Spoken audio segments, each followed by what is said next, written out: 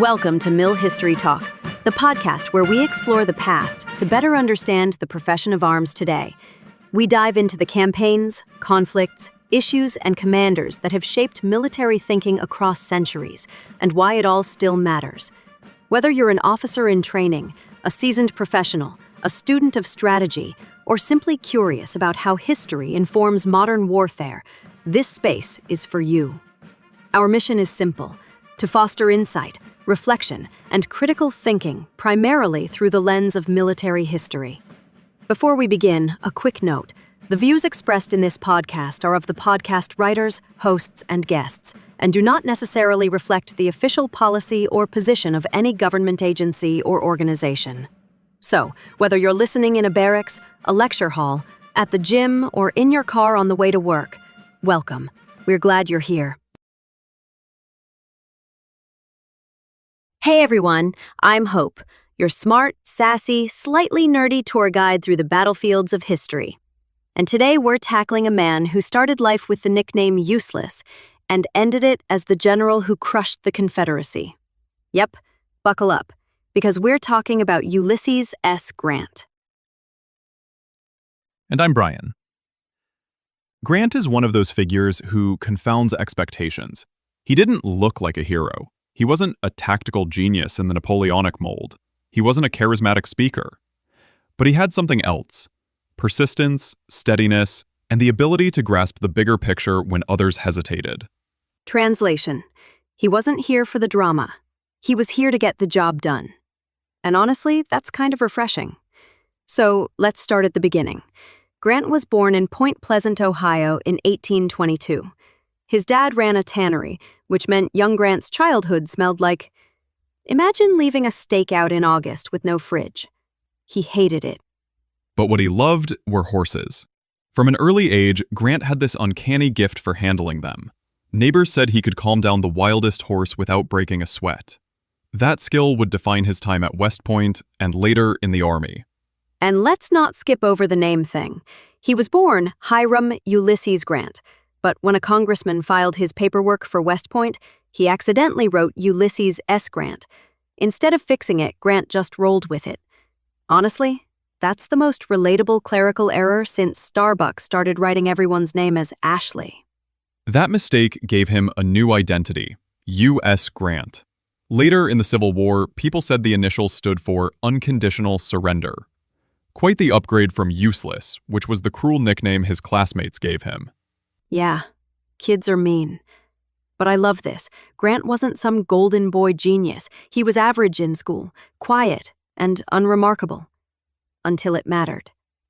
At West Point, Grant was a middling student. He ranked 21st out of 39 in his class. He admitted later that military life didn't appeal to him at first, but his horsemanship made him stand out. He even set a high jump record with a horse that wasn't broken until decades later. Picture it. This modest Ohio kid soaring 6 feet in the saddle while probably thinking, I still hate math, but at least I've got this. Honestly, it's like he was a horse girl. Except he was a horseman, a horse dude, whatever. He was really good at riding. Socially, he kept to himself. Not a big talker, but respected for honesty and modesty.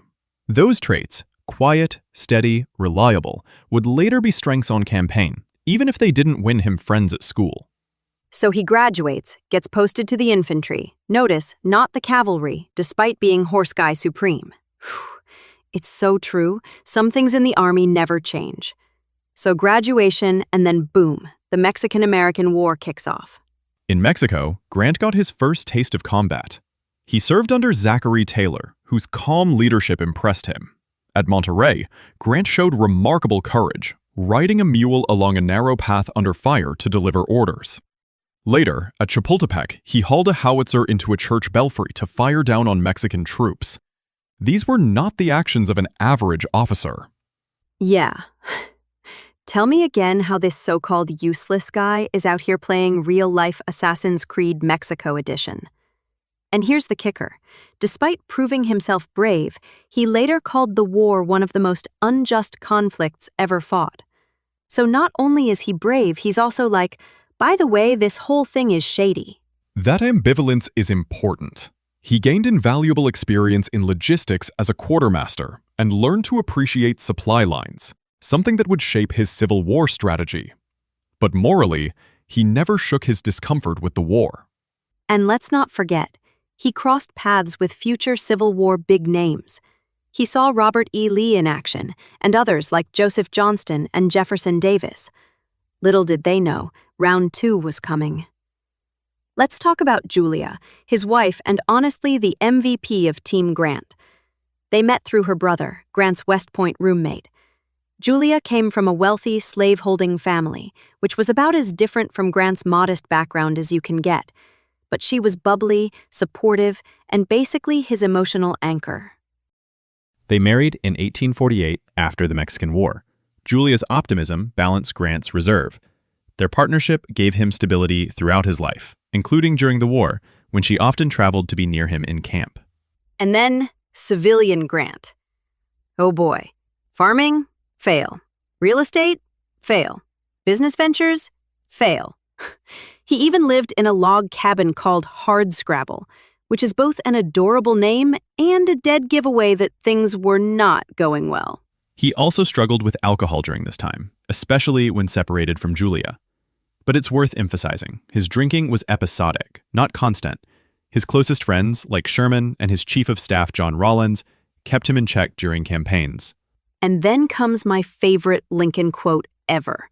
When people complained that Grant drank too much, Lincoln said, "Find out what he drinks and send it to my other generals." Whew, iconic. That's presidential shade with a purpose. When the Civil War erupted in 1861, Grant was clerking in his father's store. Within months, he was commanding troops. His rise was extraordinary. He quickly earned a reputation for discipline and aggressiveness. Belmont, Fort Henry, and Fort Donelson. These early battles put him on the map. His demand for unconditional surrender at Donelson made him a national hero. Talk about rebranding. From useless to unconditional surrender? Somebody get this guy a PR agent. Shiloh in April 1862 was a turning point. The Union Army was nearly routed, but Grant steadied his men.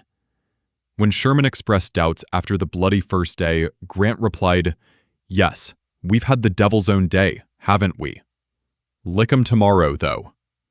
That calm resolve impressed Sherman deeply. That's peak Grant energy. Understated, unshakable, maybe slightly terrifying. Honestly, if I'd just survived a brutal surprise attack, I'd want that guy in charge. Speaking of Sherman, let's take a minute for the greatest military bromance of the 19th century. These two were like peanut butter and jelly. If peanut butter occasionally worried about losing its mind, and jelly quietly drank whiskey. Their trust in one another was extraordinary. Sherman admired Grant's steadiness, while Grant relied on Sherman's energy and execution. At Vicksburg in 1863, Sherman initially doubted Grant's bold plan to cut loose from supply lines, but he later admitted it was a stroke of genius. And by the end of the war, their letters to each other read like emotional support texts.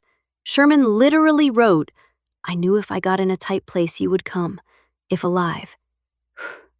That's not just a colleague. That's a brother in arms. Equally important was Grant's relationship with Abraham Lincoln. Unlike other generals, Grant didn't fight with the president. He respected civilian authority and gave Lincoln confidence that the war was in steady hands. Lincoln, in turn, shielded Grant from critics. And the critics were loud. After the Overland Campaign's massive casualties in 1864, people called him a butcher. But Lincoln refused to back down. His line, "I can't spare this man, he fights," is basically a mic drop on Washington politics. That trust allowed Grant to pursue his strategy of simultaneous offensives and relentless pressure. He understood that the Union's resources could outlast the Confederacy, but only if the North kept fighting everywhere at once. So, fast forward to April 1865. Appomattox. Lee surrenders, and Grant writes terms so generous you'd think he was running a hospitality suite. Confederate soldiers got to keep their horses so they could farm after the war. That's not weakness, that's smart reconciliation.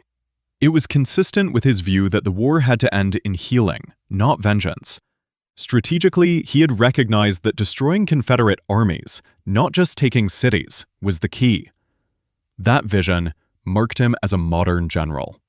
And look, was he perfect? No, people criticized his presidency for corruption scandals among his subordinates. But as a general, he understood the brutal math of industrial war. And he had the backbone to see it through. So, what do we take away from Grant's story? That you don't have to be the smartest, flashiest, or most charismatic person in the room. Sometimes, you just have to be the one who refuses to quit. And maybe also the one with a horse-jumping world record. He was a man of flaws and contradictions, but also of resilience and clarity. At the moment the Union needed it most, Grant's determination carried the day. And that's a wrap on today's March Through History. Thanks for hanging out with us. I'm Hope, that's Brian, and this has been Mill History Talk.